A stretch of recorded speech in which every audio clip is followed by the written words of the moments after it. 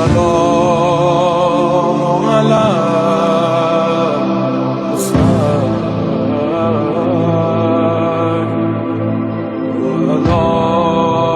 علي بن على سيد المرسلين سيدنا ومولانا أبي القاسم محمد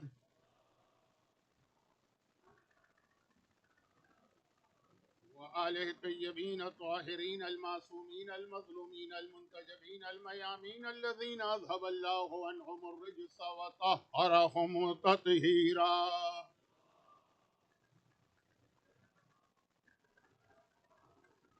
سيما على بقية الله في الأرضين وحجته على العالمين. اللهم عجل فرجه وقرب زمانه وكسر أنصاره وأهلك أعداءه ولعنة الله على أعدائهم أجمعين. أما بعد فقد قال الله عز وجل في كتابه الكريم: بسم الله الرحمن الرحيم. يا أيها الذين آمنوا ادخلوا في السلم كافة. وقال: قل إن صلاتي ونسكي ومحياي ومماتي لله رب العالمين لا شريك له بذلك أمرت وأنا أول المسلمين.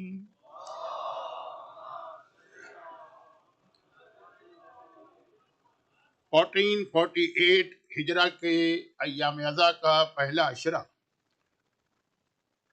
اور اب مجھے براہ راست اپنے سبجیکٹ ٹاپک موضوع پر آ جانا چاہیے، لیکن پھر بھی جو پہلی مجلس میں نے ایک اناؤنسمنٹ کیا تھا یا اپنی ایک ہیبٹ بتائی تھی یا روٹین،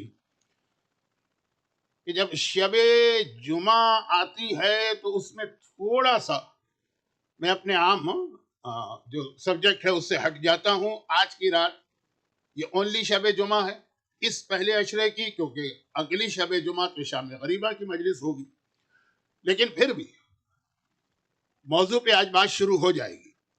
اور اس لیے اب ضروری ہے کہ قرآن کی ان دونوں آیتوں کا ترجمہ کر دیا جائے جو پہلے دن سے تلاوت تو کی جا رہی تھی، لیکن چونکہ میرا اصل ٹاپک شروع نہیں ہوا تھا اس لیے میں نے ترجمہ نہیں کیا. سورہ آل عمران کی مشہور آیت اور سورہ انعام کی تقریباً آخری آیت. سورہ آل عمران کی آیت کا ترجمہ یہ ہے کہ اے ایمان لانے والوں، اسلام میں اگر داخل ہونا ہے تو کافہ مکمل طریقے سے داخل ہو. دو کشتیوں میں پیر رکھنے سے کام نہیں چلے گا کہ کچھ چیزیں اسلام سے لی، کچھ چیزیں کہیں اور سے لی. اور مزید ابھی اسی کی تو تشریح کرنا ہے اس آیت کی. اور دوسری آیت اسی میسج کو دوسرے اینگل سے بیان کر رہی ہے، سورہ انعام قل. اور یہ بھی وہ آیت ہے کہ جو لفظ قل سے شروع ہو رہی ہے، یعنی پیغمبر کو آرڈر دیا جا رہا ہے، یا اے رسول قل، تم کہو، انا صلاتی، میری نماز، و نسکی، بلکہ میری ساری عبادتیں، و محیایا، بلکہ عبادتیں کیا میری پوری زندگی، بلکہ زندگی کیا، و مماتی، میری موت بھی، للہ رب العالمین، و اللہ کے لیے ہے جو کائنات کا رب ہے، لا شریک لا، اس کا کوئی شریک نہیں ہے، بذالک امرت. یہ بہت اہم جملہ ہے، یہی اصل ہمارا سبجیکٹ ہے، صرف یہ لفظ بذالک امرت.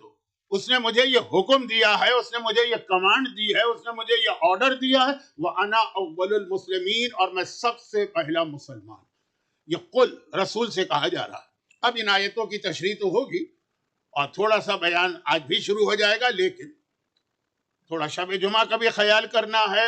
اور ہر مجلس میں ایک آدھ بات ایسی انکمپلیٹ رہ جاتی ہے کہ پھر لوگ سوال کرتے ہیں تو اس کا جواب دینا میں اس لیے ضروری سمجھتا ہوں کہ میرا اپنا یہ ایک ایکسپیرینس ہے. ہو سکتا ہے کہ جعفری سینٹر ٹورنٹو میں یہ غلط ہو، لیکن اپنا یہ ایکسپیرینس ہے کہ جو کیو این اے سیشن ہوتا ہے اس میں لوگ اس طرح سے نہیں اٹینڈ کرتے ہیں جتنا مجلس میں ہوتے ہیں. تو وہ لوگ کہ جن کا جو مجلس سن رہے ہیں، مجلس میں ان کا سوال ہے، وہ اگر آ بھی جائے کیو این اے میں تو وہ لوگ ہوتے نہیں، بہت مختصر. میں نے کل ایک جملہ عرض کیا تھا کہ میں بعض اوقات بلکہ زیادہ تر اپنے مراجع کے بھی بہت نام لیتا ہوں اور حالات بیان کرتا ہوں، اور مراجع سے میری مقصد ہوتا ہے ٹاپ آف دا لسٹ مرجع جو پوری شیعہ تاریخ ہے. ایک تو ایک جملہ میں اور عرض کر دوں جو آج کا سبجیکٹ نہیں ہے، اور میں ڈر رہا ہوں کہ یہ جملہ پھر مجھے ڈائیورٹ نہ کر دے۔ 1448 ہجرہ یہ سال ہے، یہ اسلامی سال ہے، ایگزیکٹلی 1000 ایئرس بیک جائیے، 448 ہجرہ، 448 ہجرہ، پورا 1000 سال پہلے آپ چلے جائیے۔ حوزہ علمیہ نجف کو اسٹیبلش کیا شیخ طوسی نے۔ تو 1000 سال پورے ہو رہے ہیں اس سال، چنانچہ ابھی سے جو اینٹی یا اینٹائی، پتہ نہیں کینیڈا میں کیا پروناؤنس کیا جاتا ہے، اینٹی مرجعیت لابی بہت ہی اسٹرانگ ہے، بہت ہی ایکٹیو، اور کچھ واقعات پچھلے کوارٹر سینچری کہیے یا پورے 50 سال میں ایسے پیش آئے کہ شیعہ مرجعیت کی طاقت دنیا کے سامنے کھل گیا۔ اس دن سے لے کے آج تک تو وہ یہ جو طاقت ہے اس کو ختم کرنے کے لیے جو مرجعیت کے خلاف جو کچھ ہو رہا ہے وہ ہو رہا ہے۔ وہ میرا آج کا سبجیکٹ نہیں ہے، شاید کسی ایک مجلس میں اس پہ لمبی بات ہو جائے، لیکن آج نہیں۔ اس میں اب اس وقت 1000 سال ہو رہے ہیں، ان کو بھی معلوم ہے کہ جب 1000 سال ہوں گے تو ساری دنیا میں جہاں جہاں مومنین کرام ہے وہاں پہ حوضے کا ذکر آئے گا، مرجعیت کا ذکر آئے گا۔ 1000 ایئر بڑا ایک اوکیجن ہوتا ہے، اور واقعاً اس کی بہت سی جگہ پہ پریپریشن یعنی مومنین میں ہو گئی کہ اس کو صحیح معنوں میں ہم سیلیبریٹ کریں گے کہ ہمارا نجف کا حوضہ علمی۔ تو ابھی سے پروپیگنڈا شروع ہو گیا، یہاں تک کہ اس سے پہلے پروپیگنڈا ہوتا تھا کرنٹ مراجع یا کچھ 100 سال کے مراجع شیخ طوسی۔ اس وقت ایسا ٹارگٹ بنایا گیا ہے شیخ طوسی جیسے عظیم عالم کو۔ ذرا سا میں اپنے ٹاپک سے ہٹنا نہیں چاہتا، ورنہ شیخ طوسی کا نام زبان پہ آتا میں کہیں کہیں کا کہیں پہنچ جاتا ہوں۔ شیخ طوسی تو اتنا پروپیگنڈا، یعنی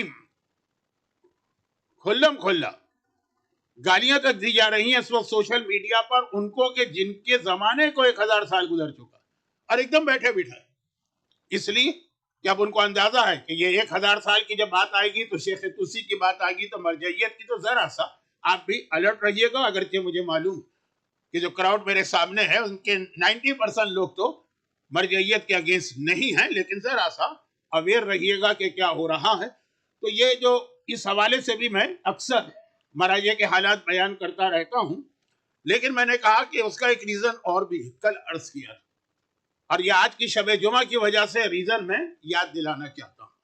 آج کی شب جمعہ ایسی، اور یہ جو جملہ ابھی میں کہہ رہا ہوں شاید مجلس میں آگے چل کر ذرا ڈیٹیل سے آئے، لیکن نہ بھی آئے تو ہر ایک کو پتا ہے کہ آج کی شب جمعہ سے مراد یہ ہے کہ یہ 1448 ہجرہ کے یہ 3 محرم والی شب جمعہ نہیں، پورے سال انسان اپنے مرحومین کو یاد کرتا ہے، اور واقعاً ایسے نیک لوگ ہیں، مومنین ہیں کہ جو آج کی رات بہت ہی ریگولر نماز مغفرت والدین پڑھتے ہیں۔ کہ ویسے تو ہر وقت یاد رکھنا ہے، لیکن کم از کم آج کی رات یہ گفٹ تو ان کو دیا جائے۔ اور یہ ہر ایک کو پتا ہے، یعنی ہر ایک کو پتا کا مطلب یہ ہے کہ آج کل تو یہ چیز لوگوں کی میجورٹی کو پتا ہے کہ نماز مغفرت والدین کا کوئی تعلق اس بات سے نہیں ہے کہ والدین انتقال کر چکے، زندہ بھی تو نماز مغفرت والدین پڑھی جاتی ہے، بلکہ پڑھی جانا چاہیے۔ یہ منیمم ایک سروس ہے جو آپ اپنے والدین کو دے سکتے ہیں۔ یہ جملہ ذرا تشریح طلب ہے، لیکن فی الحال اس کی طرف نہیں جا رہا۔ اچھا، یہ ایک الگ بات ہے کہ میں اکثر ایک اور حدیث امام کی پڑھا کرتا ہوں کہ امام نے کہا کہ والدین ٹاپ آف دا لسٹ ہے انسان کے لیے غیر معصومین میں سے، لیکن نماز مغفرت اولاد بھی پڑھا کرو، اپنی اولاد کو بھی یاد کیا کرو، ان کے لیے بھی نماز پڑھنا ہے، اور اس کا طریقہ بھی ڈیفرنٹ ہے، لیکن بات کہیں سے کہیں جا رہی ہے، اس لیے میں اپنے آپ کو روک رہا ہوں۔ شب جمعہ کم سے کم منیمم یہ ہے کہ آدمی فاتحہ تو پڑھتا ہے نا اپنے مرحومین کے لیے۔ اور جیسا کہ میں نے کہا کہ ایسے نیک لوگ ہیں جو اور کوئی سروس تو نہیں دے سکتے والدین کو، یعنی اس کا مطلب یہ کہ انتقال کر گئے تو کیا سروس دیں، قبر پہ چلے جاتے ہیں، لیکن آج کی رات وہ نماز مغفرت والدین ضرور پڑھتے ہیں۔ اور میرا اپنا یہ ایکسپیرینس ہے کہ اس میں مردوں سے زیادہ عورتیں جو یاد رکھتی ہیں اپنے والدین کو، لیکن ان سے تو ہمارا ایک ایسا رشتہ ہے کہ ہر آدمی کا انڈیویجول، میرے والدین میں یاد کروں گا، آپ کے والدین آپ یاد کریں گے، آپ کے والدین آپ یاد کریں گے. اس کے بعد آتی ہے مرجعیت کی بات. مرجع کو بھی ایز اے فادر سمجھا گیا ہے کہ وہ پوری غیبت امام میں پوری قوم کو لے کے چل رہا ہے، اور ان کو اس طرح سے اس نے اپنی کسٹڈی میں لیا ہوا ہے کہ جیسے ایک باپ اپنی اولاد کا خیال کرتا ہے. اس کی زیادہ تفصیل میں نہیں جا رہا ہوں، موضوع تو کہیں اور چلا جائے کم از کم. اور تو ہم کیا خدمت کریں؟ اگر آپ خمس دیتے ہیں تو یہ مرجع کی خدمت نہیں ہے. خمس تو ان کے پاس جاتا تو ہے، لیکن وہ ایز اے امین ہے، وہ آگے چلا جاتا. کیا خدمت کرے؟ تو کم سے کم یہ دو باتیں میں اکثر کہتا ہوں. پہلی بات اس لیے کہہ رہا ہوں کہ بہت سارے قافلے زیارت کے جا رہے ہیں، یہی تاریخیں ہیں. عرفہ میں لوگ جاتے ہیں، عاشورے میں جاتے ہیں، اربعین میں، ویسے تو پورا سال جاتے ہیں لیکن بڑی تعداد. نجف اشرف میں آپ تشریف لے جاتے ہیں. نجف اشرف کے اندر مولا کی زری جہاں پہ ہے وہ جگہ اتنی کم ہے کہ وہاں زیادہ دیر کھڑا رہنا مناسب نہیں. دوسروں کو چانس ملنا چاہیے. یہ جملہ بھی بہت تشریح طلب ہے لیکن چھوڑ دیجیے.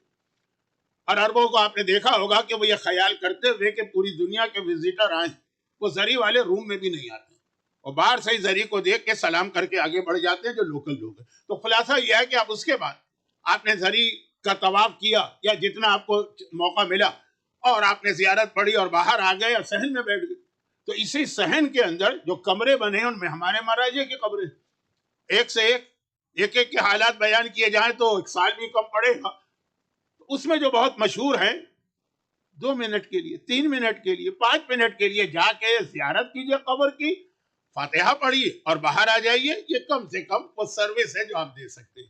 جیسے اب 2 دن سے جن کا تذکرہ ہو رہا تھا، مرحوم آیت اللہ خوئی، میں نے ایک جملہ کہا تھا کہ 100 سال کے سب سے بڑے مرجع. اب میں اس کو کلیئر کر دوں، یہ میرا جملہ نہیں. یہ جملہ جو ہے نا، یہ وہی آدمی کہہ سکتا ہے جس کی اپنی نالج اتنی زیادہ ہو. میں کیا بیٹھ کے فیصلہ کروں کہ 100 سال میں جو اتنے مراجع گزرے ان میں زیادہ بڑا کون ہے، کم بڑا کون ہے. وہ نام لے رہا ہوں جو اتنا مشہور نہیں تھا، لیکن اب چونکہ حال ہی میں ان کی موت ہوئی ہے، ڈیتھ ہوئی ہے، اس لیے اب بہت سے لوگ جان گئے. آیت اللہ العظمی شیخ اسحاق فیاض، ان سے میرا ایک بہت ہی کلوز ریلیشن حج کے حوالے سے تھا. پرانے لوگ ہیں ان کو یاد ہوگا کہ 40-50 سال یہ آغا خوئی کی طرف سے حج پہ جاتے تھے مسائل بتانے کے لیے، اور میں بھی کراچی سے آتا تھا. تو یہ ان کا جملہ کہ 100 سال میں اتنا بڑا مرجع کوئی نہیں گزرا ہے. وہ تو اس سے بھی زیادہ کہتے تھے، لیکن میرا موضوع آج کا یہ نہیں ہے، چھوڑ دیتا ہوں. چلے جائیے، سامنے ہی تو کمرہ ہے، ان کی قبر ہے. ان کے داماد جن کا پرسوں تذکرہ آیا ان کی قبر ہے، ان کے بیٹوں کی قبر ہے. فاتحہ ہی تو پڑھنا ہے 5-7 منٹ کی بات. تو خیر، ایک تو اس لیے. دوسرا یہ کہ کبھی کبھار لوگ ایک سوال کر لیتے ہیں، بات بہت زیادہ لمبی ہو رہی ہے، جبکہ میرے پاس آج کی شب جمعہ اصل موضوع بھی شروع کرنا، شب جمعہ کی بھی بات کرنا، لیکن یہ بات آج مکمل ہو جائے، اس کا بھی شب جمعہ سے تعلق. اکثر لوگ ایک سوال کیا کرتے ہیں. اچھا دیکھیے، بعض چیزیں بالکل سامنے کی ہوتی لیکن آدمی جو ہے نا وہ اس کو توجہ نہیں کرتا ہے، اس کو بھول جاتا ہے. اہم ترین دعا، پرابلم کا سلوشن اور اہم ترین عمل نماز شب ہے، واجب فرض نمازوں کے بعد. اس نماز کی اہمیت کے لیے ایک ہی جملہ کافی کہ ہم پر اور آپ پر روزانہ ڈیلی 5 نمازیں واجب ہیں. رسول خدا پہ ڈیلی 6 نمازیں واجب تھی، اور وہ 6ٹھی نماز جو ان پر واجب تھی وہ ہے وَمِنَ اللَّيْلِ فَتَهَجَّدْ بِهِ فَعَسَىٰ رَبُّكَ يَبْعَثَكَ مَقَامًا مَحْمُودًا، سورہ بنی اسرائیل کی آیت نمبر 78-79. اے رسول، تم نماز شب بھی پڑھا کرو، اس کے ذریعے اللہ تمہیں مقام محمود دے گا جو قیامت کا سب سے ہائی اسٹیٹس ہے. یہ نماز شب کا بینیفٹ قرآن وہیں پہ بتا رہا، اور یہ رسول خدا پہ واجب تھی، ہمارے اور آپ کے لیے سنت مؤکدہ. اب نماز شب کی اہمیت ہر ایک کو پتہ ہے، لیکن چونکہ میں آپ کے ماحول سے تو واقف نہیں ہوں، ہمارے یہاں یہ کراچی میں رہا، آسٹریلیا ہے وہاں رہا، شب قدر کے اعمال ہیں تو لوگ ایک لسٹ بناتے ہیں کتاب میں سے کہ کیا کیا اعمال ہیں. 1 2 3 4 5 ایک عمل کرتے جاتے ہیں، ٹک لگاتے جاتے ہیں. کیونکہ شب قدر کے اعمال میں نماز شب نہیں لکھی ہوئی، تو سارے اعمال کرتے نماز شب ہی چھوڑ دیتے، جبکہ سب سے اہم عمل تو وہی، اور اس کو لکھنے کی ضرورت ہی نہیں. وہ تو ہر ایک کو پتا ہے جو سارا سال اہم ترین عمل، وہ اس رات کو کیسے اہم نہ ہو. تو ایسے ہی ہے کہ جیسے کوئی کہے کہ بھائی شب قدر کے اعمال میں فجر کی نماز نہیں لکھی ہے، اس لیے آج فجر کی نماز نہیں پڑھوں گا. وہ تو جو چیز پورا سال اہم ترین، تو نماز شب اہم ترین نماز ہے، پیغمبر پر واجب ہے. ہر وہ رات جس میں آپ اعمال کرتے ہیں، چاہے وہ شب قدر ہو، شب عرفہ ہو، 15 شعبان ہو، نماز شب تو ہے. اور آج کی رات شب جمعہ، یعنی جس کو پورا ویک موقع نہیں ملے، گرچہ اسلام نے کتنا آسان کر دیا، آپ ڈرائیونگ کرتے ہوئے بھی نماز شب پڑھ سکتے ہیں. آپ فجر کے بعد قضا کی نیت سے بھی نماز شب پڑھ سکتے ہیں. لیکن یہ بات کہیں اور جا رہی ہے. اور حجت الاسلام والمسلمین مولانا سید محمد رضی صاحب، آپ سارا سال ان سے استفادہ کرتے، تفصیل وہ بتائیں گے. تو خلاصہ یہ کہ اس میں کبھی کبھار جو لوگ نماز شب ریگولر نہیں پڑھتے، وہ سوال کرتے کہ مولانا اس کی آخری رکعت میں، اور یہ بھی آپ کو معلوم ہے کہ شارٹیسٹ یہ ہے کہ پورا نہ پڑھ سکو تو آخری ایک رکعت پڑھ لو. میں تفصیل میں نہیں جا رہا ہوں، بات تو کہیں اور جا رہی ہے، پورا ٹاپک ہی چینج ہو رہا ہے. اس میں 40 مومنین کے نام لے کے ان کے لیے دعائے مغفرت کرنا، دعا کرنا، زندہ اور مردہ. تو بعض لوگوں کو 40 کا جو فگر ہے نا بہت بڑا لگتا ہے، یہ پورا نہیں ہوتا. اب روزانہ تو 40 کا نام لینا بہت مشکل ہے. جیسے جو لوگ ریگولر زیارت عاشورہ پڑھتے ہیں روزانہ، ان کے لیے 100 مرتبہ لعنت اور 100 مرتبہ سلام ذرا مشکل ہوتا ہے. تو اس کے لیے خود امام نے ہی کچھ شارٹ کٹ بتایا. جو امام شارٹ کٹ بتائے وہ اسلام، جو ہم اور آپ شارٹ کٹ نکال لیں وہ منافقت. خیر، تو خلاصہ یہ ہے کہ امام نے ہی کوئی شارٹ کٹ بتایا. تو اس میں سے کہ 100 دفعہ کے بدلے یہ کر لو وہ کر لو، بات کہیں جائے اور نہ چلی جائے. نماز شب میں 40 کے نام لینا ہمیشہ تو ممکن تو ہے، مشکل ہوتا ہے. کم از کم شب جمعہ، چلے عام شب جمعہ نہ صحیح شب قدر، تو اس کے اندر کبھی کبھار ان مراجع کو بھی یاد کر لیا کریں. نام سنتے رہیں، کان میں پڑے رہیں یہ نام. تو کبھی علامہ ہلی کو آپ نے نماز شب کے قنوت میں یاد کر لیا، کبھی شیخ طوسی کا آپ نے نام لے لیا، کبھی آپ نے شہید اول اور شہید ثانی کا نام لے لیا، اور کبھی آپ نے ان مراجع کا نام لیا جن کی تقریب میں آپ تھے، یعنی جنہوں نے ڈائریکٹ آپ کو سروس دی. تو یہ اس لیے بھی میں نام لیتا رہتا ہوں کہ شاید کسی مومن کو نماز شب پڑھتے ہوئے کبھی خیال آ جائے کہ چلو میں نے باپ کا نام لیا، ماں کا نام لیا، دادا دادی نانا نانی، مہاراجے کا بھی نام لے لو، کسی ایک کا لے لو، 2 4 5 کے نام لے لو. اب آ جائیے اسی نماز شب کے حوالے سے شب جمعہ کا پہلا میسج یہ کہ نماز شب جو ہے نا، یہ اسلام کی، یعنی اگر فرض نماز سے کمپیئر میں نہیں کرتا تو میں کہتا کہ سب سے اسٹرانگ نماز، فرض نمازوں سے بھی شاید زیادہ. شاید میرے لفظ کے اوپر توجہ دیجیے گا، میں یہ بات پورا 100% نہیں کہہ رہا ہوں، لیکن اتنی اس کی اہمیت. قبولیت دعا، نماز شب کا جو قنوت ہوتا ہے آخری رکعت کا، اس میں آپ اپنے پرابلم اللہ کے سامنے پیش کریں، اپنی حاجتیں پیش کریں. ہمارے ہاں یہ چیز بہت مشہور ہو گئی کہ مثلا مولا علی نے آقا عباس کو نماز شب کے قنوت میں مانگا. اب مجھے نہیں معلوم کہ یہاں یہ پڑھا جاتا ہے کہ نہیں، لیکن ویسے اس وقت انڈیا اور پاکستان کے بیک گراؤنڈ کے اندر یہ بہت پڑھا جاتا ہے. اور آقا حسین نے ننھی سکینہ کے لیے اللہ سے دعا کی نماز شب میں مثلا. تو اب وہ روایت ہے کہ نہیں ہے اس کو اپنی طرف ایک جگہ رکھی، لیکن نماز شب کی دعا. اور یہ تو ہر ایک نے سنا ہے کہ آقا حسین نے آخری رخصتی کے وقت اپنی بہن زینب سے کہا تھا کہ بہن زینب نماز شب میں مجھے نہ بھولنا.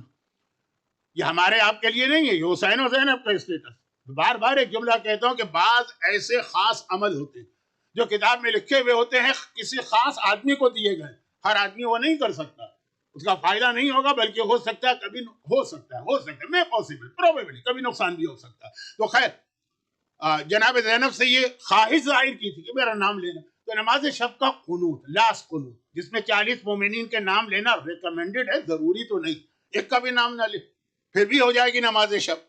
لیکن اس میں اپنے پرابلم، شب جمعہ شب دعا بھی 3 4 دفعہ یہ لفظ آ چکا ہے کہ شب جمعہ اللہ نے دعا کو خاص ایک اسٹیٹس دیا، دعا قبول ہوتا ہے. تو آپ کے پرابلم ہیں اور ہوں گے، ہر ایک کے ہیں. میں نے بار بار کہا کہ کوئی مومن اس سے نہیں بچ سکے گا. اس کا نیکسٹ اسٹیج ابھی کل یا پرسوں شروع ہوگا. نماز شب، اچھا نماز شب سنت نماز، چنانچہ اس میں آپ کو جو پرابلم دنیاوی ہے اپنی لینگویج میں بھی آپ کہہ سکتے ہیں، اردو میں، گجراتی میں، پنجابی میں، سرائکی میں، اور سب سے اہم انگلش میں. اللہ انگلش جانتا ہے، اس میں آپ یقین رکھیے، وہ سن انگلش سمجھ لے گا اللہ.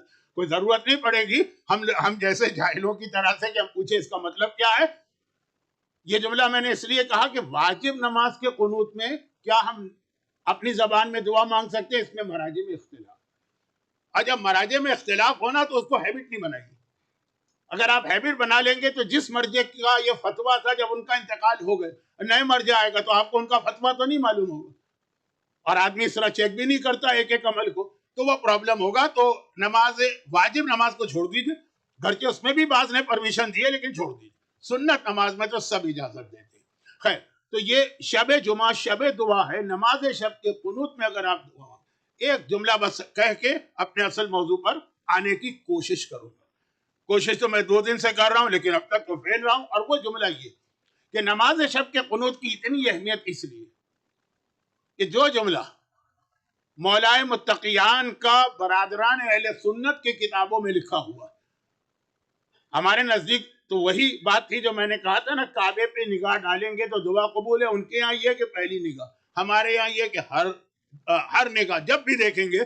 تو اس میں بھی ہمارے یہاں تو یہ مولا کا جملہ ہے یہ ہر وقت کے لیے, لیکن ان کے یہاں خاص یہ ہے جب بت شکنی ہوئی. خانہ کعبہ میں 360 بت رکھے تھے, یہ ہر ایک کو معلوم. اس لیے کہ جب لوگ کسی علاقے والوں سے ناراض ہوتے ہیں نا, کسی شہر والوں سے, وہ کہتے ہیں وہ کعبے کے بت جو تھے نا وہ وہاں سے اٹھا کے اس جگہ پھینک دیا گیا. جس شہر سے آپ ناراض ہو جائیں, وہ کراچی والوں سے ناراض ہوگا, وہ کعبے کے بت تھے وہ سب کراچی میں پھینکے گئے. ممباسا والوں سے ناراض ہو, بیلنس کر دوں نا پاکستان کو اور ایسٹ افریقہ کو, تو وہ سارے بت وہاں پھینکے گئے. تو اب یہ کعبے کے بت بہت مشہور ہے. اگرچہ یہ بھی لوگوں کو شاید اتنا نہیں معلوم کہ سارے بت خانہ کعبہ کے اندر نہیں تھے, کچھ اندر تھے اور کچھ باہر تھے. لیکن اس کی ضرورت کیا ہے اس جملے کی آج؟ تو خلاصہ یہ کہ پیغمبر نے جب مولا سے کہا کہ اے علی تم جھکو, میں تمہارے کندھوں پر کھڑے ہو کر یہ بت توڑنا چاہتا ہوں. یہ خاص بت تھا اور پیغمبر کی یہ خواہش بھی تھی. میں حج اور عمرے میں تو لوگوں کو بتاتا ہوں کہ رسول اللہ کی خواہش ہے پورا کر لی. وہ جو خاص ایک بت تھا, سارے بتوں میں سب سے بڑا ہبل, پیغمبر نے اسے خانہ کعبہ کے دروازے کے سامنے دفن کیا.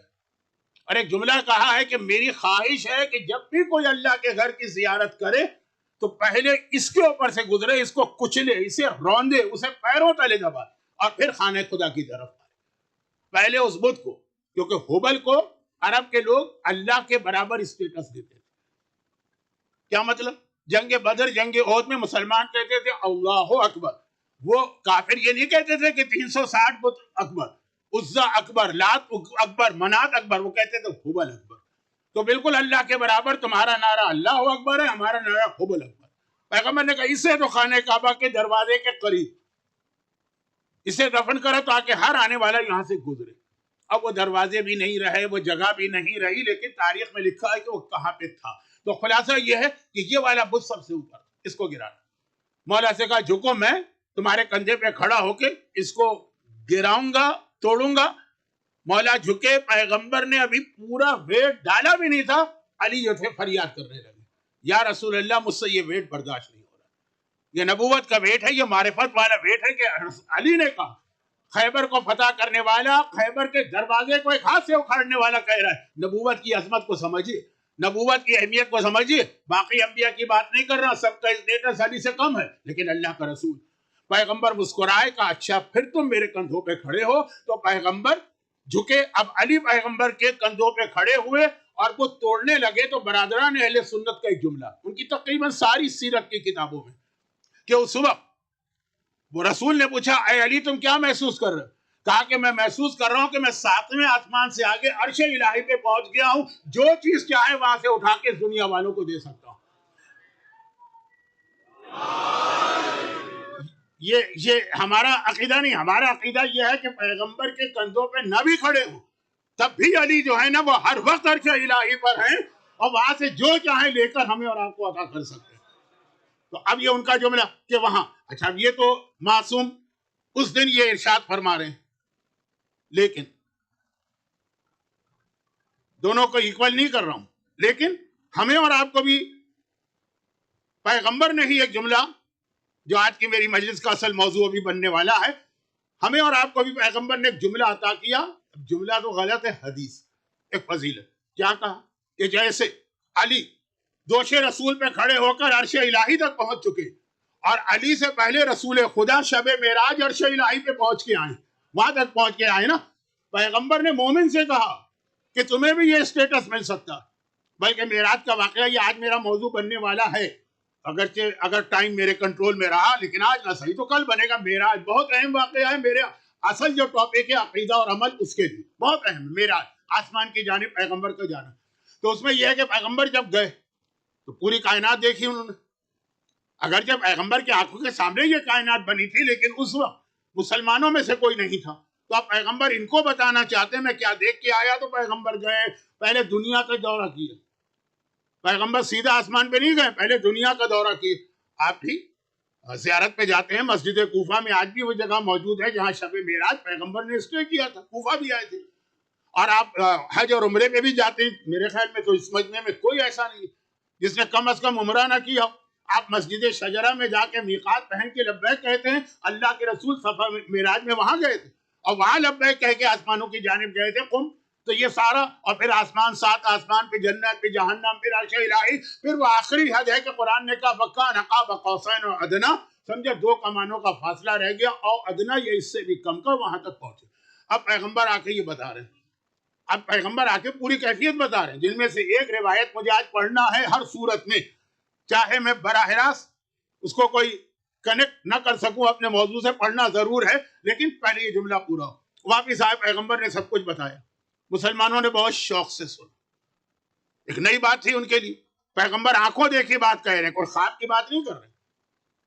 تو اب اس میں کسی مسلمان نے تڑپ کے کہا، جیسے میں اکثر بطور مثال ایک جملہ کہتا ہوں، دیکھیے ممبر حسینی کی برکت سے مجھے دنیا میں ایسی ایسی جگہ جانے کا موقع ملا کہ بہت سارے ملینر اور بلینر بھی اتنی جگہوں پہ نہیں جا سکتے، ورنہ میری تو کوئی حیثیت نہیں. لیکن یہ خدمت ہے آقا حسین کی، تو خدمت جن کی ہے وہ کریم ابن کریم ہے، دیتے ہیں اور بغیر حساب دیتے ہیں. تو پوری دنیا میں جاتا ہوں. اب جب میرے بچے چھوٹے چھوٹے تھے، میں واپس آ کے وہ خود پوچھتے تھے کہ بابا آپ جہاں کہاں گئے، وہاں کیا تھا، کیا چیزیں تھی، ایک ایک چیز وہ سنتے تھے بڑے شوق سے، چھوٹے بچے. اور اس وقت میڈیا بھی اتنا اسٹرانگ نہیں تھا کہ آپ ہر چیز پہلے سے خود دیکھ لیں. اور آخر میں ایک جملہ کہتے تھے کہ آپ سب جگہ گھوم کے آ گئے، ہمیں کیوں نہیں لے گئے. اور مثلا سوئٹزرلینڈ کی بات ہو رہی ہے، مثلا ڈزنی لینڈ کی میں بات کر رہا ہوں، ڈزنی لینڈ کی 70s کے اندر، جب پاکستان میں اکثر لوگوں نے نام بھی نہیں سنا تھا، لیکن میں تو 50 سال سے ممبر کی خدمت کر رہا ہوں. تو اب یہ بچے سنتے شوق کہ آپ چلے گئے، ہمیں نہیں آپ نے دکھایا، ہمیں نہیں لے گئے آپ. تو پھر کبھی وعدہ کرنا پڑتا ہے کہ ہاں موقع ملا، اللہ نے ایسے دی لے جائیں. اب پیغمبر نے یہ سارا سفر معراج بتایا، آسمان زمین، 7 آسمان، دنیا کا دورہ، اور پھر عرش الہی اور سدرۃ المنتہا، اور وہ جگہ جہاں جبرائیل رک گئے تھے. یا رسول اللہ آگے نہیں بڑھ سکتا، اگر آگے بڑھ گیا تو میرے پر جل جائیں گے، صرف یہ آپ جا سکتے ہیں. سب پیغمبر نے بتایا. اور موقع ملا تو کچھ باتیں اس میں سے بہت انٹرسٹنگ قسم کی آپ کے سامنے پیش کروں گا. لیکن جب یہ سب بتایا تو کسی مسلمان نے تڑپ کے کہا کہ یا رسول اللہ آپ یہ سب کر کے آ گئے، کیا ہمیں کبھی موقع مل سکتا ہے کہ ہم بھی یہ سب دیکھیں. پیغمبر نے کہا بہت آسان، بہت آسان. پیغمبر اپنی وہ عظمت بتا رہے، مقام محمود، وہ لاسٹ اسٹیج، ہائیسٹ، اس سے بڑا اور کوئی اسٹیج نہیں ہے، اس کے بعد پھر صرف اللہ. تو اب پیغمبر نے بتایا کہ تم بھی جا سکتے ہو وہاں پہ. کیسے یا رسول اللہ؟ کہ الصلاۃ معراج المومن، ہر نماز مومن کی معراج ہے. یعنی مومن ہر نماز میں اللہ کے اتنا قریب پہنچ جاتا ہے کہ جتنا شب معراج میں براق پہ بیٹھ کے اللہ کے قریب گیا تھا. تو یہ نماز اللہ کے اتنا قریب، اتنا قریب آپ کو کرتی ہے نماز قریب. جب آپ قریب پہنچ گئے تو اب اگر آپ کوئی چیز مانگیں گے تو فوراً مل جائے گی، آپ بالکل آمنے سامنے ہیں. ہاں، تو اسی لیے کہا کہ نماز کی ہر دعا، لیکن جیسا میں نے کہا کہ فرض نمازوں میں تو عربی میں دعا مانگے تو اپنے آپ کیا مسئلہ بنائیں گے؟ اب کیا بنائیں گے؟ اللہ سے عربی کا جملہ اگر آپ سے کہا جائے کہ جی وہ ایک خاتون کہے گی خدا بندہ میری بہو جو ہے نا بڑی منحوس ہے، کسی طرح اس سے مجھے نجات دلا دے. اب یہ کیسے اس کی عربی بنائے گی اور کس طرح سے اس کو، شاید گوگل کے ٹرانسلیٹر سے کام چلے، لیکن نماز میں کیا ٹرانسلیٹر لے کے آدمی کھڑا ہوگا؟ تو سنت نماز میں یہ پرابلم نہیں ہے، یہ پرابلم ہے جو دعا میں نے بتائی. حرام کام کی دعا کرنے سے تو بعض علماء کے نزدیک پوری نماز ہی غلط ہو جاتی ہے. خالی دعا غلط نہیں، نماز توڑ دی، دوبارہ پڑھی. لیکن میں کہیں اور جا رہا ہوں، یہ میری فیلڈ نہیں ہے، یہ حجت الاسلام مولانا رضوی صاحب کی فیلڈ ہے. تو خلاصہ یہ کہ سنت نماز کے اندر آپ ہر دعا مانگ سکتے ہیں. اور کہاں مانگ رہے ہیں؟ جب اللہ کے سامنے، بالکل ہینڈ شیکنگ ڈسٹینس ہے، بالکل آپ وہاں پہنچے ہوئے. تو یہ نماز شب اس میں سب سے اہم، فرض نماز کے بعد. تو یہ شب جمعہ پرابلم، مسائل، خاص طور پہ جو ڈومیسٹک پرابلم آج کل ہو رہے ہیں، اور خاص طور پہ جو ہماری کمیونٹی کے اندر طلاق کا ریشو اتنا بڑھ گیا. لیکن میں ادھر ایک جملے کے بعد آنا نہیں چاہتا ہوں. آگے آؤں گا، اس لیے کہ آگے پھر علی کی بہوؤں کے مصائب آنے والے ہیں، چاہے وہ لیلا کا تذکرہ ہو، چاہے وہ فروا کا تذکرہ ہو، چاہے وہ رباب کا تذکرہ ہو، تھوڑی بات ہوگی۔ ابھی خلاصہ یہ کہ شب جمعہ شب دعا، اور اس میں آپ نماز شب کے اندر پھر وہ مراجع کی دعا سے بات شروع ہوئی تھی اور آپ کے اپنے پرسنل پرابلم تک پہنچ گئی۔ اور پھر ایک بات کا خاص خیال رکھیے کہ شب جمعہ عذاب قبر سے حفاظت کی رات بھی، یہ بہت اہم مسئلہ ہے۔ اللہ کا رسول جب معراج کا سفر کر کے واپس آیا، اصل بات تو بعد میں ہوگی معراج کے بارے میں، لیکن ایک چھوٹی سی روایت بہت بڑی، میں اس کو شارٹ کر رہا ہوں ٹائم کو دیکھتے ہوئے۔ اللہ کا رسول جب معراج کا سفر کر کے آئے اور یہ ساری باتیں بتائیں تو مسلمانوں نے تو بالکل آنکھیں بند کر کے یقین کیا جو رسول کہہ رہے ہیں صحیح کہہ رہے ہیں، لیکن سب سے زیادہ کافروں کو مذاق اڑانے کا موقع اسی پہ ملا، اور خاص طور پر چند دنوں کے بعد پیغمبر نے ہجرت بھی کی۔ بھائی سفر معراج میں پیغمبر کو ہجرت کا حکم ملا تھا، ہجرت تو آپ کو ہر ایک کو معلوم، یہ جملہ بھی آپ کی توہین ہے، ہجرت 1448 ہجرت کو اتنے سال گزرے، یہ ہجرت کا حکم کب ملا؟ معراج کی آیت پڑھیے سورہ بنی اسرائیل میں، قل رب ادخلنی مدخل صدق واخرجنی مدخل صدق واجعل لی من لدنک سلطانا نصیرا۔ یہ کیا دعا ہے کہ خدا بندہ یہاں سے مجھے خیریت کے ساتھ نکال اور وہاں پہ خیریت کے ساتھ پہنچا، یہ معراج کا حکم ملا۔ تو اب پیغمبر چند دنوں بعد ہجرت کی، کتنے دن لگے پیغمبر کو؟ 12-13 دن لگے مکے سے مدینے جانے، اور قریش کو موقع ملا باتیں بنانے کا، کہو دیکھو یہ آدمی مکے سے مدینے جانے میں 12 دن لیتا ہے، اور زمین سے آسمان پہ گیا، جنت، جہنم، 7 آسمان، عرش الہی، سدرۃ المنتہی، یہ سب دیکھ کے آ گیا ودن سیکنڈز۔ پیغمبر کا اتنا مذاق اڑا اس سفر معراج کی تفصیل، کیونکہ پیغمبر گئے بھی کتنے جلدی سے۔ اب میں اس وقت وہ جملے کہنا نہیں چاہتا، جو اصل روایت ہے وہ رہ نہ جائے، تو خلاصہ یہ کہ بہت مذاق اڑا، لیکن جو صحیح مسلمان تھے آنکھیں بند کر کے یقین کرتے چلے گئے۔ مگر عجیب بات، 1400 سال پہلے کے مسلمان یقین کر رہے ہیں، آج کا مسلمان سب سے زیادہ کافروں کے انداز میں معراج کے سفر کا مذاق اڑاتا ہے، پورے سفر کا نہیں۔ ہمارا یہی ایک پرابلم ہے، جو قرآن کی آیت ہے پورے داخل ہو اسلام، یا چھوڑ دو اسلام یا لے لو پورا، آدھا نہیں چلے گا، آدھا تیتر آدھا بٹیر، لیکن یہ تو بہت مشکل اردو ہو جائے گی آپ کے لیے۔ تو خلاصہ یہ کہ معراج کا سفر سب سے زیادہ آج مذاق اس بات کا اڑایا جاتا، میں بدنام اس بات پہ ہوں، آپ کو شاید معلوم نہیں، میں بہت بدنام، میں قبر والا باپو بھی کہلاتا ہوں، میں ڈراکولا آف اسلام بھی کہلاتا ہوں، میں ملا جہنم بھی کہلاتا ہوں، میں داروغہ عذاب بھی کہلاتا ہوں۔ کیوں؟ معراج کی روایت سے۔ اب معراج میں جو وہ باتیں ہیں جو مومن کو سوٹ کرتی ہیں، معراج میں پیغام ملا کہ اے رسول، تیرے چاہنے والے ولایت علی کو مانے تو ان کے اتنے گناہ میں معاف کروں گا، روایت میں کل یا پرسوں پڑھوں گا، یہ سوٹ کرتی۔ لیکن جب یہ جملہ آتا کہ اللہ کے رسول نے کہا جیسے ہی میرا سفر اسٹارٹ ہوا آسمانوں میں، زمین پہ نہیں، زمین میں پیغمبر سے کہاں گئے؟ مکے سے مدینے گئے، مدینے سے کوفے گئے، کوفے سے کوہ طور گئے، کوہ طور سے بیت المقدس گئے، بیت المقدس سے قم آئے، قم سے آسمان پہ گئے۔ اب جیسے داخل ہوئے، پیغمبر نے کہا جیسے ہی میں انٹر ہوا، میں نے ایک عجیب منظر دیکھا، میں نے دیکھا کہ کچھ ایسے لوگ ہیں جن کو زمین پہ لٹایا گیا ہے، اور پورے پہاڑ، بڑے بڑے پتھر، بڑے بڑے اسٹون راکس، وہ ان کے سروں پہ پھینکے جا رہے ہیں، اور ان کا سر ٹوٹ رہا ہے، یہ اسکل آدمی کا، یہ ہڈیاں ٹوٹ رہی ہیں، اور ٹوٹنے کے نتیجے میں جو دماغ ہے، جو مغز ہے، وہ بہ رہا ہے، اور آدمی تکلیف سے چیخ رہا، اور ایک مرتبہ نہیں، بار بار یہ سر ٹوٹتا ہے، یہ سر اللہ دوبارہ بنا دیتا اسی وقت۔ جیسے آپ نے دیکھا ہو نا کہ وہ جگسا یا پزل ٹائپ کے کھیل ہوتے ہیں، بچے ملاتے ہیں، جوڑتے ہیں، لیگو ویگو، اور اس کے بعد توڑتے ہیں، پھر جوڑتے ہیں، وہ ہو رہا۔ پیغمبر رحمت للعالمین یہ منظر دیکھا، پیغمبر، یہ لفظ میں توہین رسالت کی نیت سے نہیں کہہ رہا، برداشت نہیں کر سکتے، فوراً آگے بڑھ گئے۔ آج بھی آپ کو کتنے لوگ ایسے ملیں گے کہ اگر ان کے سامنے کسی جانور کا گلا کاٹا جا رہا ہو تو یہ منظر دیکھ نہیں سکتے، وہ آنکھیں پھیر کے آگے بڑھ جاتے، وہاں انسان، جیتے جاگتے انسان فریاد کر رہے ہیں، چیخ رہے ہیں۔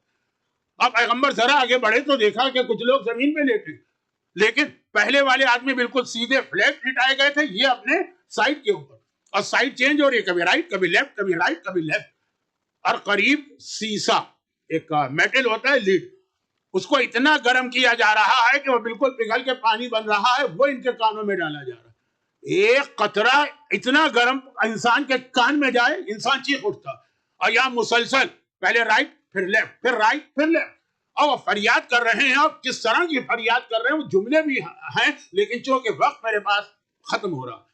اب پیغمبر کہہ رہے کہ منظر برداشت نہیں ہوا پیغمبر سے. یہ رحمت للعالمین ہے، یہ کیسے یہ منظر دیکھیں اور آگے بڑھ. کہہ رہے میں جیسے ہی آگے بڑھا میں نے دیکھا کہ کچھ چھوٹے چھوٹے چیمبر بنے ہوئے، بہت ساری احادیث. اس کا جو امپیکٹ ہے نا، جو افیکٹ ہے نا، وہ ختم کر دیا. کس چیز نے؟ اب اس کو آپ جوک کے طور پہ نہ لیجئے گا کہ معلوم ہے کہ میری مجلس کا بھی اثر ختم ہو جائے. ہالی ووڈ کی فلموں نے اس ٹائپ کے ہارر مووی بنائی گئی نا، یا وہ بچوں کے اوپر اثر بھی نہیں ہوتا. لیکن پیغمبر کی یہ حدیث ہے کہ دیکھا میں نے کہ کچھ چھوٹے چھوٹے چیمبر ہیں لیکن یہ پورے آگ کے بنے ہوئے، اور ان چیمبرز کے اندر کچھ مردوں اور عورتوں کو جلایا جا رہا ہے، ہر ایک کے لیے الگ، ہر ایک کے لیے الگ. جیسے ہم کبھی کبھار ایئر لائن میں جاتے ہیں، خیر ہمیں تو یہ موقع نہیں ملا ہے، ایک آدھ مرتبہ کوئی سینٹر والوں نے خدمت کر دی کہ بزنس کلاس اپ گریڈ کر دیا یا فرسٹ کلاس، ورنہ تو ہم سے کہا جاتا ہے چیپسٹ ایئر لائن کا چیپسٹ ٹکٹ ڈھونڈ کے آئیے گا. تو خیر تو یہ ہے کہ وہ چھوٹے چھوٹے کمرے ہوتے ہیں، اس کے اندر آدمی اکیلا پرائیویسی میں بیٹھا.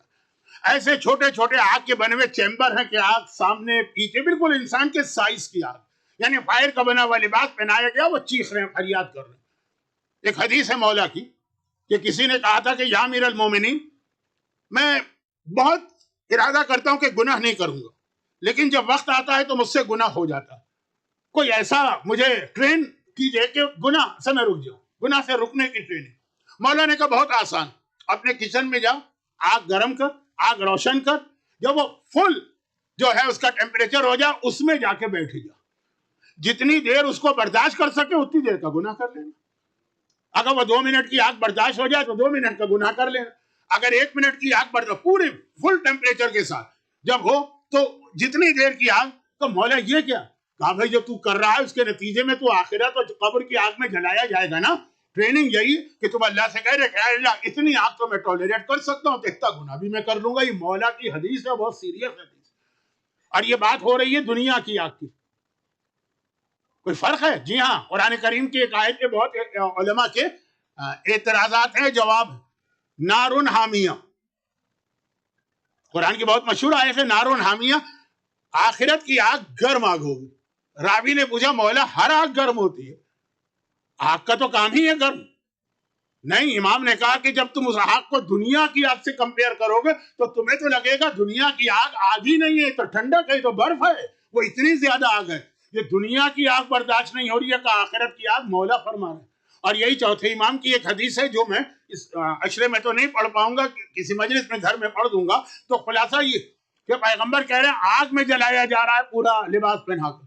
اور اس کے بعد پیغمبر نے یہ 3 نہیں 23 ڈیفرنٹ سینز دیکھے سفر معراج کی بگننگ میں، بالکل پہلے آسمان سے انٹر ہوئے، بٹوین فرسٹ اینڈ سیکنڈ آسمان.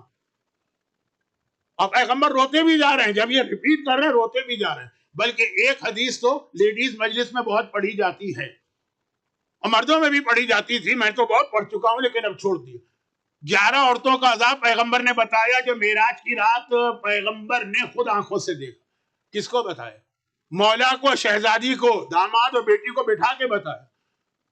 اس میں یہ ہے کہ آخر میں خود مولا اور شہزادی بھی باپ کے ساتھ رونے لگی اس انداز سے.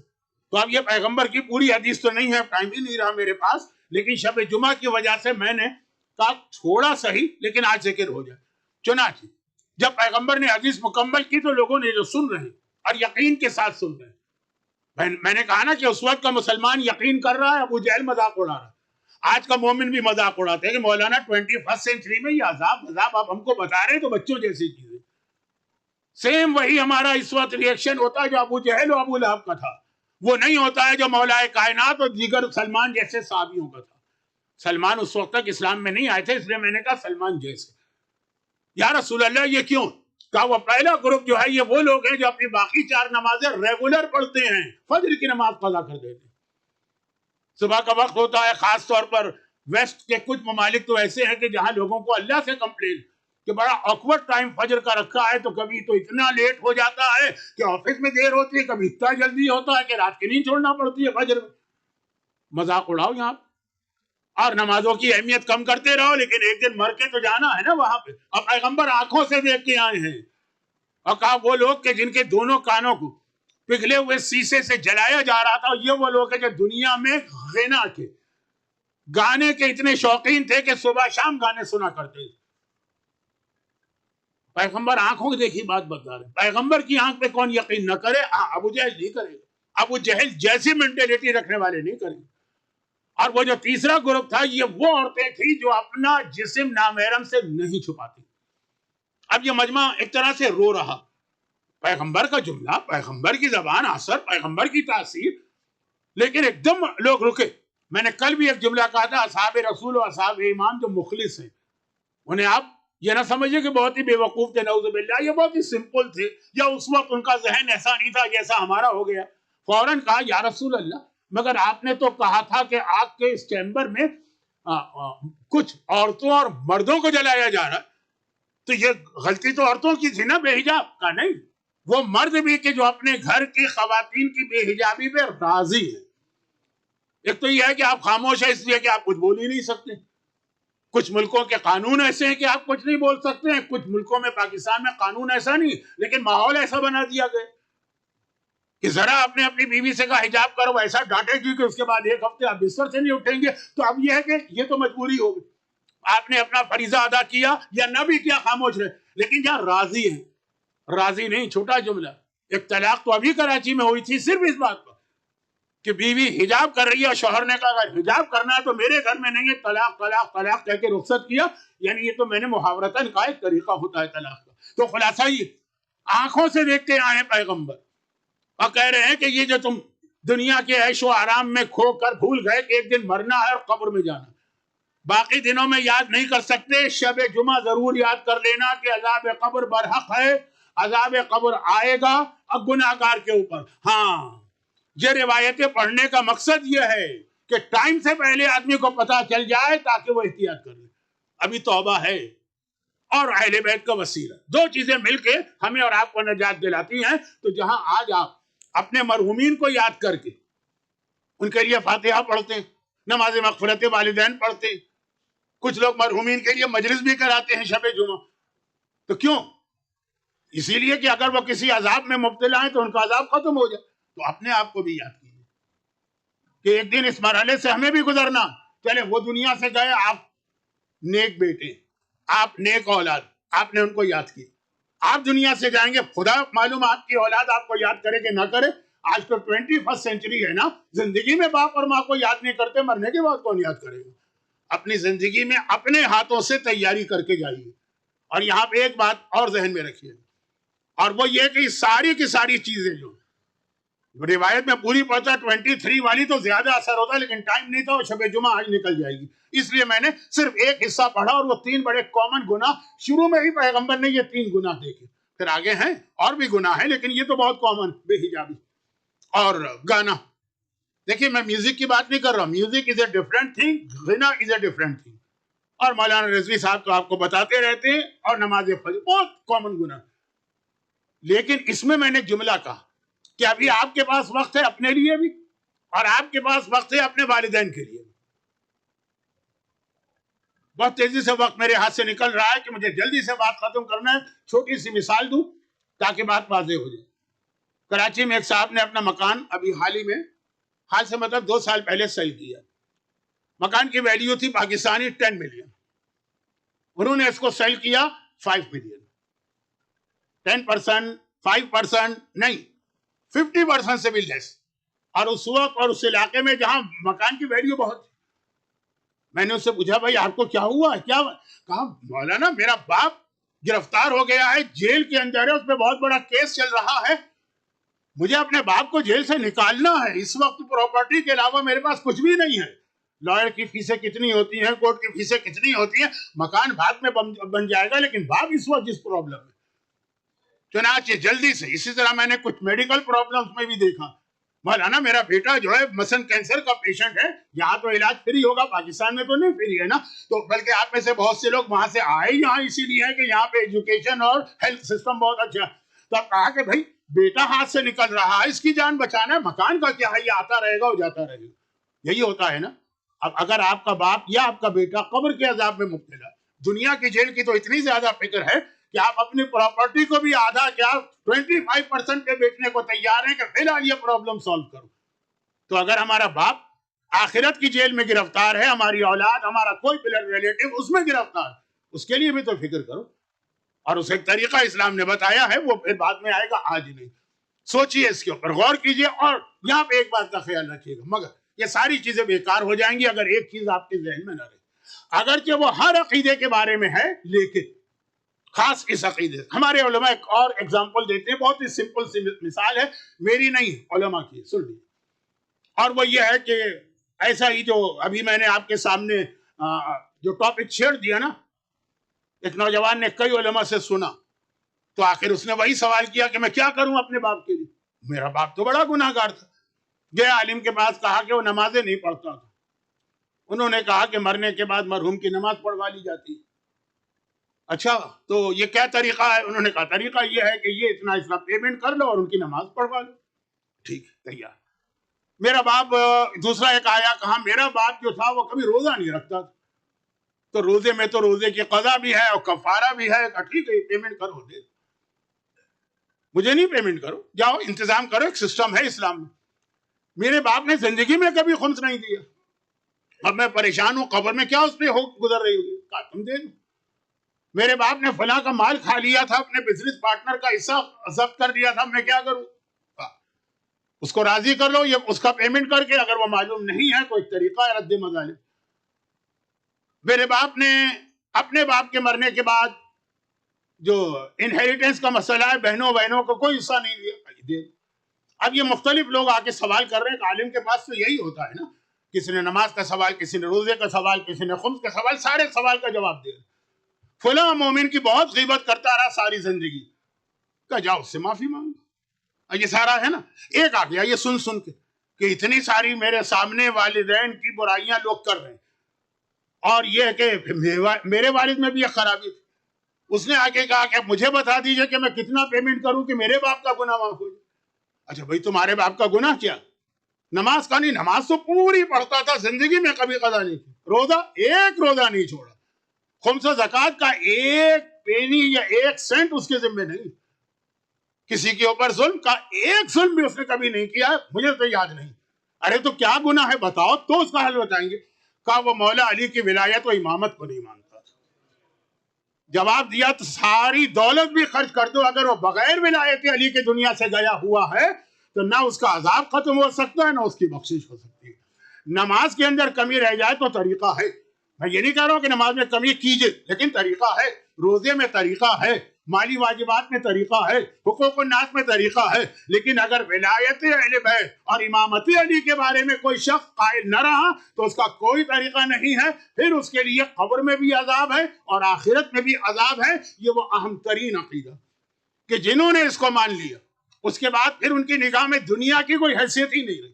آپ کو مال سے محبت, آپ سے مطلب آپ لوگ نہیں, ایک عام تصور, یہ اتنے گناہ ہوتے ہیں, مال سے محبت ہے یا انٹرٹینمنٹ چاہیے, محبت علی دل میں آ جائے تو آدمی پھر اس منظر پہ آتا ہے, کہتا ہے کہ زندگی سے بھی مجھے موت زیادہ اچھی لگتی ہے اگر علی کے نام پہ آ جائے.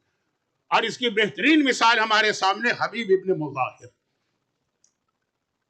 کتنا خوش قسمت ہے حبیب, آج بھی اس طرح سے کربلا میں حبیب کا روضہ اور قبر ہے کہ لگ رہا ہے کہ جیسے دروازے پہ کوئی سیکورٹی گارڈ یا دربان کھڑا ہوا ہے کہ حسین کے پاس جانا ہے, پہلے یہاں سے پرمیشن لو پھر جاؤ. حبیب کا اسٹیٹس اتنا ہائی کہ بعد روایتوں میں,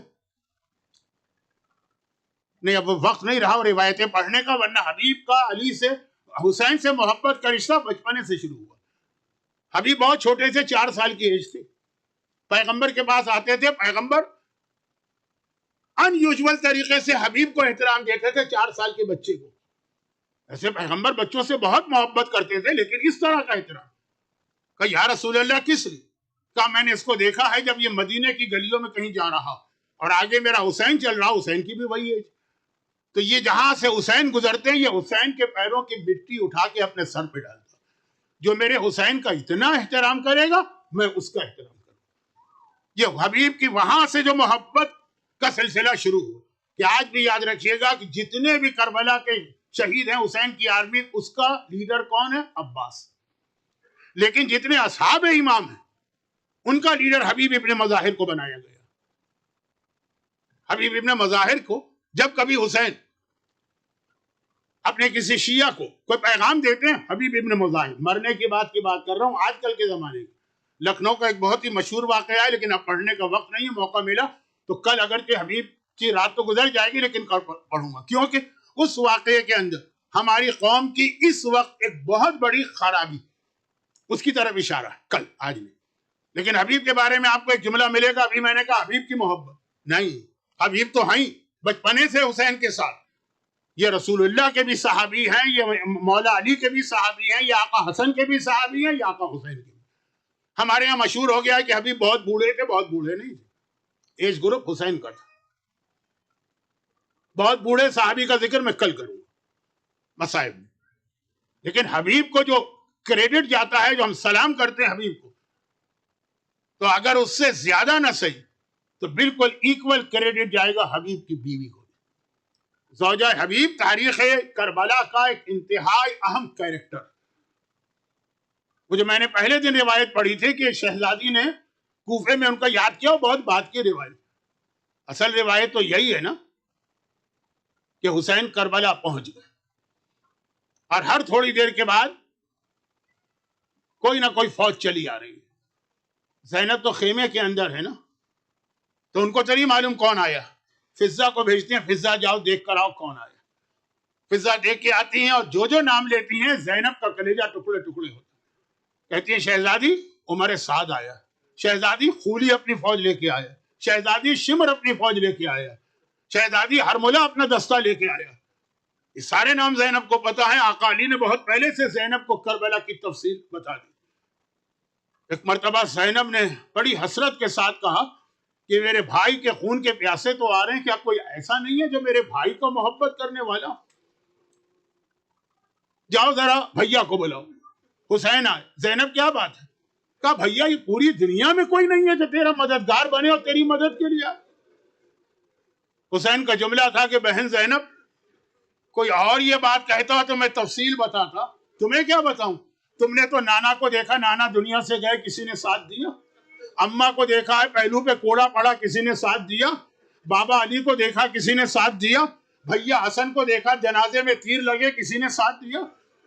نہ اس سے پہلے کوئی ساتھ دینے والا تھا، نہ آج کوئی ساتھ دینے والا.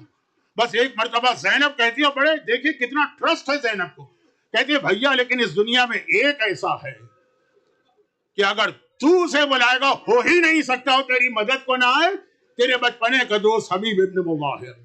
اللہ کتنا بڑا رتبہ ہے حبیب کا. زینب نے یاد کیا. اور روایت جو مصائب کے اختتام پہ وہ جملہ جو آپ سنیں گے دوبارہ بار بار سنتے ہیں، وہ اسی سے ریلیٹڈ. حسین نے خط بھیجا، وہاں دوپہر کا وقت ہے، کوفے میں حبیب اپنے گھر میں بیٹھے کھانا کھا رہے، بیوی دسترخوان پہ ساتھ. ایک مرتبہ بیوی کے گلے میں لقمہ اٹکا. عربوں میں یہ خیال تھا کہ جب گلے میں لقمہ اٹکتا ہے تو کوئی آپ کو یاد کر رہا. زوجہ حبیب نے گھبرا کے کہا حبیب ایسا لگ رہا ہے کوئی ہمیں یاد کر رہا. اور اسی وقت دروازے پہ نوکنگ ہوئی. حبیب نے پوچھا کون ہے؟ آواز آئی انا برید الحسین، میں حسین کا قاصد و میسنجر. یہ سننا تھا. حبیب دوڑ کے چلے، زوجہ حبیب پردے کے پیچھے چلی گئی. دروازہ کھولا، حسین کا قاصد نظر آیا. حبیب پیروں پہ گر پڑے، پہلے تو پیروں کو بوسہ دیا، یہ وہ پیر ہیں جو میرے آقا کی بارگاہ سے میرے لیے آئے ہیں. اور پھر کہا کیوں آئے؟ خط دیا. حسین نے خط میں لکھا تھا کہ حبیب میں کربلا میں آ گیا ہوں، میری مدد کے لیے آؤ. حبیب نے کہا اچھا تم جاؤ، میں اس کا جواب بعد میں بھجواؤں گا. چلا. ادھر زوجہ حبیب پردے کے پیچھے بے چینی سے ٹہل رہی ہے، میرے مولا کا قاصد آیا، کیا پیغام لایا. جیسے ہی وہ گیا، زوجہ حبیب پردے کے پیچھے سے تڑپ کے آئی. یہ میں کتاب کا جملہ پڑھ رہا ہوں، کوئی خطابت کا جملہ نہیں، اگلا جملہ. ایک مرتبہ کہا حبیب یہ کیوں آیا، میرے مولا کا قاصد کیوں آیا؟ اب کوفے کے حالات اتنے خراب ہیں کہ شوہر کو بیوی پر، بیوی کو شوہر پر، باپ کو بیٹوں پہ، بیٹے کو باپ پہ بھروسہ نہیں، گورنمنٹ کا اسپائی نہ ہو. تو حبیب نے کہا کہ میرے آقا نے لکھا ہے وہ کربلا آ گئے ہیں اور مجھے بلایا. زوجہ حبیب نے تڑپ کے کہا تو تمہارا کیا جواب؟ اب حبیب کو امتحان لینا تھا نا بیوی کا. کہا بھی میں سوچ رہا ہوں کہ کیا جواب دوں. یہ جملہ ہے کتاب کے اندر. زوجہ حبیب نے سنا، ہاتھوں میں جو عورتیں چوڑیاں یا کنگن پہنتی ہیں وہ اتار کے سامنے پھینکے. کہا حبیب یہ زیور تو پہن لے اور اپنی تلوار مجھے دے، میں جاؤں گی فاطمہ کے لال کی مدد کے لیے. اللہ یہ دن بھی آنا ہے، زوجہ حبیب کہہ رہی ہے، یہ دن بھی آنا ہے کہ میرا آقا میرے شوہر کو بلائے اور وہ کہے کہ ابھی میں سوچ رہا ہوں. حبیب نے کہا کہ مجھے تو صرف تیرا خیال ہے، میرے بعد کیا ہوگا؟ کہا میرا خیال نہ کر، میں مٹی کھا کے گزارا کر لوں گی، مگر اس گھر میں نہیں رہ سکتی جہاں میرا شوہر حسین کی مدد کو نہ جائے. حبیب نے کہا تو نے تو میرا مسئلہ حل کر دیا ہے. حبیب چلنے کی تیاری کر رہے ہیں، زوجہ حبیب نے حبیب کا کرتا پکڑ لی. کہا مگر ایک وعدہ کر، جب آقا کی بارگاہ میں جائے گا پہلا سلام میرا دے گا، پھر اپنا سلام دے گا. یہ ہیں کربلا کی خواتین اور یہ ہے ان کا رول. حبیب کسی طرح کربلا آ گئے. آخری جملے، حبیب کربلا آ گئے. پہلی بار کوئی حسین کی فوج کو جوائن کر رہا. اللہ اکبر کے نعرے لگے، خوشی کے نعرے لگے. یہ آوازیں خیموں میں بھی گئی. زینب نے کہا فضہ دیکھ کے آنا، یہ پہلی مرتبہ میں یہ نعرے سن رہی ہوں، میرے بھیا کے لشکر میں اتنی خوشی. فضہ جاتی ہیں اور کہتی ہیں شہزادی میرے آقا کے بچپنے کا دوست حبیب ابن مظاہر آیا. زینب نے کہا اچھا حبیب آ گئے، ذرا جا کے ان کو بلا کے تو لانا. حبیب کو شہزادی کا پیغام ملا. حبیب خیمے کے قریب آئے. خیمے کے اندر زینب ہے، خیمے کے باہر حبیب ہے، بیچ میں پردہ پڑا ہے، پردے کے ساتھ حسین کھڑے. اور کہا زینب مبارک ہو، میرے بچپنے کا دوست حبیب آ گیا. وہ اتنا سننا تھا. زینب نے کہا حبیب فاطمہ کی بیٹی تمہیں سلام کہتی. حبیب برداشت نہ کر سکے، غش کھا کے گر پڑے. شہزادی آج یہ دن آ گیا مصیبت کا کہ شہزادیاں ہم جیسے غلاموں کو سلام بھجوا رہی. اور پھر عاشور کا دن آیا. بہت مختصر بات، ظہر کی نماز کا وقت آ گیا. ابو سمامہ نے آسمان کو دیکھا اور کہا فرزند رسول ایک نماز اور آپ کے پیچھے پڑھنے کو دل چاہتا ہے. ابو سمامہ نام یاد رکھی. حسین نے آسمان کو دیکھا، ہاں ظہر کا وقت آ گیا. پہلے تو ہاتھ اٹھا کے دعا دی. یہ دعا آپ اپنے لیے چاہتے ہیں؟ حسین نے کیا کہا جعلک اللہ من المصلین. ابو سمامہ اللہ قیامت کے دن تمہیں نمازیوں کے ساتھ اٹھائے. کس بہترین عبادت کو یاد کیا حبیب. تم تو کوفے والے ہو، لشکر کی میجورٹی کوفے کی ہے، جا کے اتنی دیر کی اجازت مانگ لو کہ ہم نماز پڑھ لیں. حبیب گئے، ایک ہی شہر کے رہنے والے لوگ لشکر یزید میں جا کے کہا اتنی دیر کا وقت دے دو کہ نماز پڑھ لیں. ایسا توہین آمیز جواب آیا کہ حبیب سے برداشت نہیں ہوا. لشکر یزید نے کہا حبیب نماز کا فائدہ کیا، تم لوگوں کی نماز قبول ہی نہیں ہے. وہ حبیب ایک مرتبہ بفر گئے، جلال میں آ گئے. اللہ تم لوگوں کی نمازیں قبول ہو اور رسول کے بیٹے کی نماز قبول نہ ہو. وہیں سے آواز دی آقا اب یہ نماز تو آپ کے نانا کے پیچھے جنت میں پڑھوں گا. اور حبیب نے جہاد کیا اور حبیب مارے گئے. حبیب مارے گئے. 11 محرم کا قافلہ کوفے کے بازاروں میں داخل ہوا. زینب کبریٰ کو حبیب کے یتیم نے سلام کیا. زینب نے کہا تیری ماں کہاں ہے؟ زوجہ حبیب قریب بیٹھی تھی. کہا شہزادی آپ کی کنیز صبح سے آپ کا انتظار کر رہی ہے، میرا سلام لیجئے. لیکن یہ جملہ میں پہلی مجلس میں پڑھ چکا ہوں، لیکن اصل جملہ اس کے بعد اور آخری جملہ ہے. اور ادھر چوتھے امام نے ایک عجیب منظر دیکھا. حبیب کا ایک جوان بیٹا تھا. ایک مرتبہ اس نے دیکھا نوکے نیزہ پر میرے بابا کا کٹا سر نظر آ رہا ہے. بس ایک بار وہ غصے کے عالم میں آگے بڑھا، اپنے باپ کے قاتل کو قتل کیا، سر کو چھینا، وہاں سے چلا اور ایک عجیب جملہ کہہ کے چلا. بس یہ جملہ قیامت ہے قیامت. ایک مرتبہ کہا جن کے وارث و بیٹے زندہ ہوں ان کے سروں کو کوئی نوکے نیزہ پہ بلند نہیں کر سکتا. ارے صاحبان ایمان، جب مولا سجاد نے یہ جملہ سنا ہوگا جس کا وارث زندہ ہو، جس کا بیٹا زندہ ہو، کیا قیامت دل میں گزری ہو. اجرکم اللہ. خداوندہ حبیب ابن مظاہر کی اسی سار و وفاداری کا واسطہ ہم میں سے ہر ایک کو حبیب کی طرف سے آل محمد اور حسین مظلوم کا ایسا ہی وفادار بنا. صاحبان ایمان کے اس ذریعے کا واسطہ انہیں دنیا اور آخرت کی ہر مصیبت و پریشانی سے محفوظ فرما. آج کی شب جمعہ حاضرین مجلس سمیت تمام دنیا کے مومنین و مومنات کے خاندان کے مرحومین کی مغفرت فرما. بیماروں کو شفاء کاملہ عطا فرما. حاجت مندوں کی حاجت پوری فرما. اور ہماری سب سے بڑی حاجت پوری فرما کے ظہور امام زمانہ میں تعجیل